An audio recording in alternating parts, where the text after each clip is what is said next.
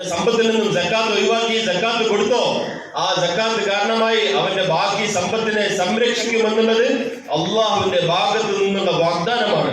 जमीन के ऊपर या पानी में जो भी माल का नुकसान होता है वो ज़कात न देने की वजह से होता है. മനുഷ്യന്റെ സമ്പത്ത് അത് കരയിലായാലും ശരി കടലിലായാലും ശരി മനുഷ്യന്റെ സമ്പത്തിൽ കുറവ് വരുന്നത് നഷ്ടം സംഭവിക്കുന്നത് കൃത്യമായി കൊടുക്കാത്തതിന്റെ പേരിൽ മാത്രമാണ്. ये इबादतों का तना है. ഇത് ഇബാദത്തിന്റെ തടിയാണ്. अल्लाह सबको इसकी तौफीक नसीब फरमाए. അല്ലാഹു നമുക്ക് എല്ലാവർക്കും ഇതിന്റെ തൗഫീഖ് നൽകുമാറാകട്ടെ. रसूलुल्लाह सल्लल्लाहु अलैहि वसल्लम ने हजरत मुआज रज़ियल्लाहु तआला अन्हु को दुआ सिखाई. റസൂലുള്ളാഹി സ്വല്ലല്ലാഹു അലൈഹി വസല്ലം തങ്ങൾ മുആദ് റളിയല്ലാഹു അൻഹുവിനെ ഒരു ദുആ പഠിപ്പിച്ചു കൊടുത്തു. मुआज बड़े आलिम थे. മുആദ് റളിയല്ലാഹു തആല അൻഹു വലിയ ആലിമായിരുന്നു. हर उम्मत का एक आलिम होता है. मेरी उम्मत का आलिम मुआज इब्न जबल है. എല്ലാ ഉമ്മത്തിനും ഒരു ആലിം ഉണ്ടാവും, പണ്ഡിതൻ ഉണ്ടാവും. എന്റെ ഉമ്മത്തിലെ പണ്ഡിതൻ ഹദ്റത്ത് മുആദ് ആണെന്ന് റസൂലുള്ളാഹി സ്വല്ലല്ലാഹു അലൈഹി വസല്ലം തങ്ങൾ പറഞ്ഞു. रसूल सल्लल्लाहु अलैहि वसल्लम ने फरमाया मुआज गायल पल्लयन करते रहो भाई. റസൂലുള്ളാഹി സ്വല്ലല്ലാഹു അലൈഹി വസല്ലം തങ്ങൾ പറഞ്ഞു മുആദ് എനിക്ക് നിന്നോട് വലിയ സ്നേഹമാണ്. फिर फरमाया मुआज मुझे तुमसे मोहब्बत है. എന്ന് വീണ്ടും പറഞ്ഞു മുആദ് എനിക്ക് നിന്നോട് വലിയ സ്നേഹമാണ്. बदमाशी करते रहो. ऐसे से काट पीछे. മൂന്നാമത് പറഞ്ഞു മുആദ് എനിക്ക് നിന്നോട് വലിയ പ്രിയമാണ്. तो तीसरी मर्तबा हजरत मुआज ने फरमाया अल्लाह के नबी मुझे भी आपसे देखो आप भी जी है മൂന്നാമത്തെ പ്രാവശ്യം खाली खाने पीने पर लगा हुआ रहता है. അല്ലാഹുവിന്റെ റസൂലേ എനിക്കും താങ്കളോട് വലിയ സ്നേഹമാണ്, പ്രിയമാണ്.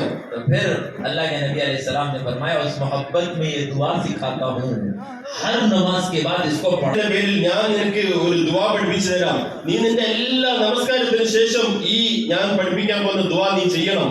क्या दुआ है वो? എന്തായിരുന്നു ആ ദുആ?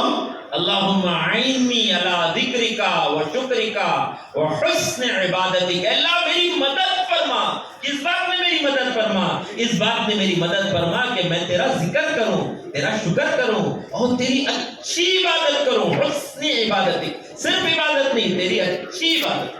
എന്തായിരുന്നു ആ ദുആ? അല്ലാഹുമ്മ ഇന്നി അലാ ദിക്രിക വ ശുക്രിക വ ഹുസ്ന ഇബാദതിക്.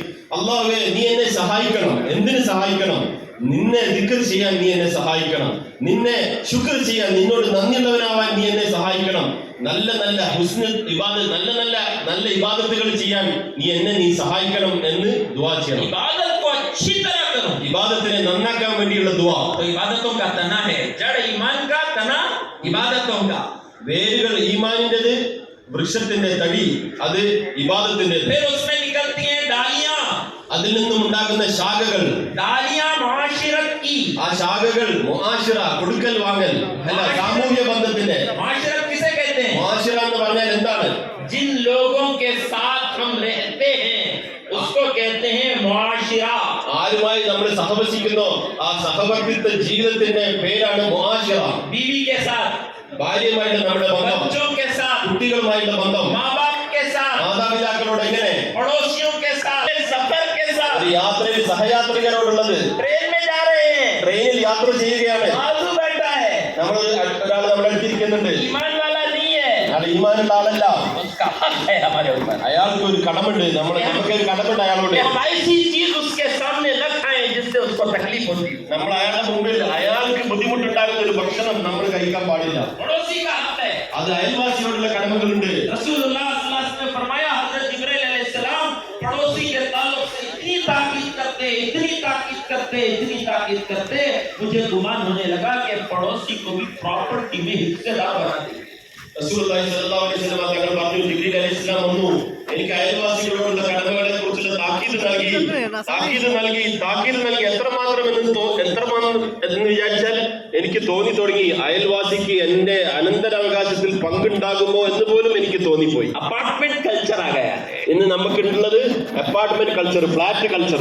पड़ोस में कौन रहता देखने के लिए तैयार नहीं, पूछने के लिए तैयार नहीं. അടുത്ത അപ്പാർട്ട്മെന്റിൽ അടുത്ത് താമസിക്കുന്ന അടുത്ത മതിലിനപ്പുറം ആരാണ് അത് ചോദിക്കേണ്ട ഒരു കാര്യം പോലും നമുക്കില്ല. അവരുടെ കാര്യത്തിൽ നമുക്ക് ശ്രദ്ധയില്ല. हम लोग ऑस्ट्रेलिया जमात में गए. നമ്മൾ ഓസ്ട്രേലിയയിൽ ജമാത്തിൽ പോയി. वहां पर हुकूमत की तरफ से एक डे प्रमोट किया जाता है, नेबर्स डे.